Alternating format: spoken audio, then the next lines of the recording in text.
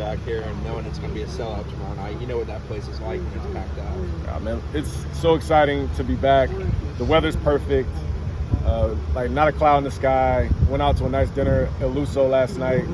So I've been bragging to Jordan Cornette, Eric McLean, Eddie Royal, and all those guys, telling like Florida State's like a real college experience. So I'm actually happy that they set up a game for us to come to.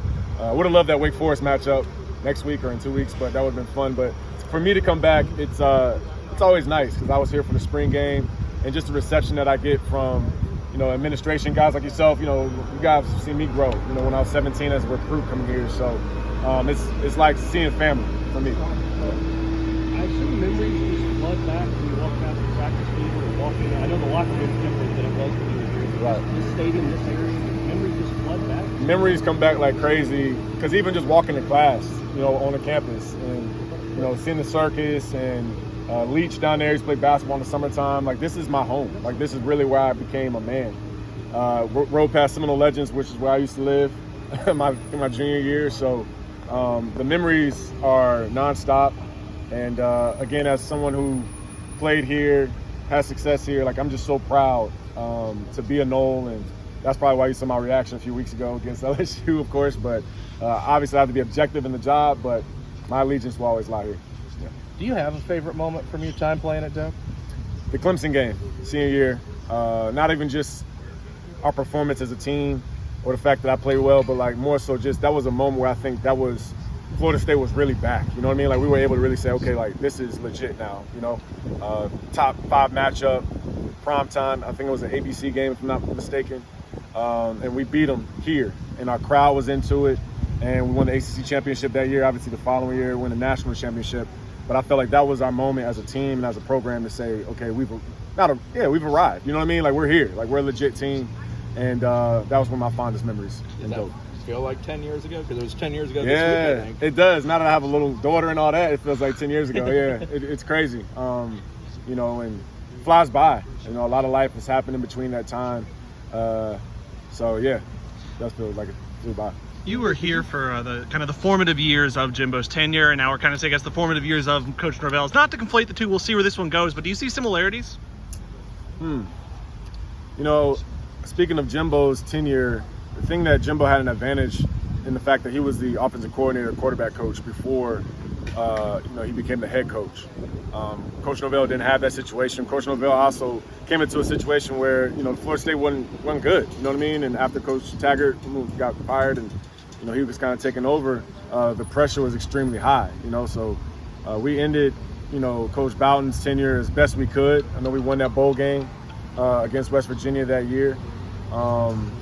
And Jimbo took over, but there are similarities. I just feel like, you know, the fact that Jimbo was a coach here on the staff before he became the head coach, I think really helped him out a lot because we already knew him, you know what I mean, and knew what he expected. When did you guys as a team start to believe, oh yeah, man, we're really good. We're not just pretty good. Right. Was it that Clemson game? Was it the offseason? Was it 2010? Like, when did that? It was the offseason. I remember running, you know, 110s over here on this turf field before we had this super nice practice facility. We didn't have the indoor. Right, sure. Back in your day, right? Yeah, back in my old day. But yeah, I mean, I remember being 115 degrees outside and like we're grinding and working out, and we knew we had a really good team, you know, and our 7-on-7s just as players was so competitive. And I felt like that's where we started to feel like, okay, man, we actually got like something special here.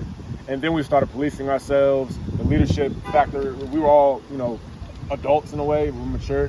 So myself, Vince Williams, Telvin Smith, like the leadership that we had on this football team, the accountability, Xavier Rhodes, LaMarcus Joyner, and then the pups were like Jameis and, you know, Eddie Goldman and Darby, like those were the pups. And so you just knew, man, like this is going to be special. This next 4 or 5 year run at Florida State, once we were like juniors and seniors, is going to be really good. How big is that? Like, the talent level clearly isn't what it was when you guys were here. I mean, you had nothing but NFL guys, but the culture being instilled that Norvell is doing and trying to do. Can you see that, and how important is that to what he's trying to build here? Yeah, I definitely see it. You know, sometimes it takes 3-4 years. It takes a couple recruiting cycles to get kids to buy into what you're preaching, to get those types of guys in your program. And I think we've seen that. I mean, Coach Norvell, I feel like, has done a great job. You know, it's not easy to win here. It's not easy to win in the ACC. And maybe nationally, that's the narrative of like it's not as good of a conference as SEC. I disagree. I think pound for pound, we can hang with them as well. as an ACC. So, I think the things he's been preaching and the program is just trending the right way. And even you go back to this LSU game, all odds were against them, and pretty much a neutral site, but it was a home game for LSU. And I felt like the entire game Florida State was locked in. They weren't making boneheaded mistakes. The moment wasn't too big for them. And that's where I felt like the program is starting to make that curve. Is it cool, too, to see the excitement in the fan base? I mean, they sold out a game against Boston College with 1-2. Right, yeah. And they did bring a lot of people to LSU, or the New Orleans game. Yeah, well, I'm not surprised. I mean, once you win here, fans are going to show up. You know what I mean? And when you lose here, they let you know, too. And so I feel like this was like the NFL, honestly. Like going from Florida State to Buffalo Bills, it really wasn't too different because the fan bases are very similar. They're very, very knowledgeable about football, and they understand it. You know what I mean? They know what it's supposed to look like because guys like Coach Rick had laid that groundwork. So, yeah, I mean, once you win here, Tallahassee, there's nothing like it. There's nothing like it. So hopefully this team can keep it going. You mentioned LSU win, obviously. That was a big one. But last week on the road, when everything's going against you with the injuries for Florida State, to win that game, how big of a win was that to, prove the program's back? Yeah, it was a big win, but also to have your backup quarterback come in and a situation where he probably didn't get a lot of reps with the ones that week. But, he stood in there, made some big throws, and just, took advantage of the opportunity. We don't know if he's going to start this game or not, but I have all the confidence in the world in Tate Rodemaker, and I think this team does as well. And I've been in that situation. When your number gets called, you got to go out there and play. And, you don't want to let your team down. It's not about you in that moment. You just want to go out there and service the offense and make plays when they can, and that's what Tate did. Following up a little bit on that, when Christian went down at the end of the 2009 season, what do you remember most about really stepping into that role to close up the game? I remember Coach Bowden sitting me down in his office and just saying, "Be EJ." That was the first thing he said. Because at that time, we had a bowl streak on the line. And that was all the talk. And I was like 19, so I was nervous. And I've been doing a scout team all year. I had a couple of chances to play, my redshirt freshman year. But now I was a full-time starter. And I think our first start was against Wake Forest. So I just remember Coach Bowden calming me down in a way of just saying, "Hey, man, just be EJ. We don't need you to do nothing special." He was like, "Don't worry about me and my legacy. Like, just go out there and you play your game." And that's one of those conversations I'll never forget. As you've gotten to develop a relationship with Coach Norvell, both professionally and personally, what stands out about him to you that's kind of stuck with you? He's an honest man.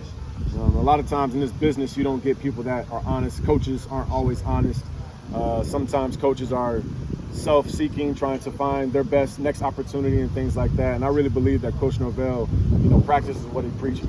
And I know that he cares about these young men too, above everything. At the end of the day, you want, like I have children now, so when I send my kids off to play a sport or go to school, I want to know that the coach cares about them more than just being an athlete. And I think that's what Coach Norvell provides for these young men. But the biggest thing is, he knows football. So I'm just excited now. His knowledge that he's been putting into his team is starting to show up with wins. And we'll just see how long he can keep it going.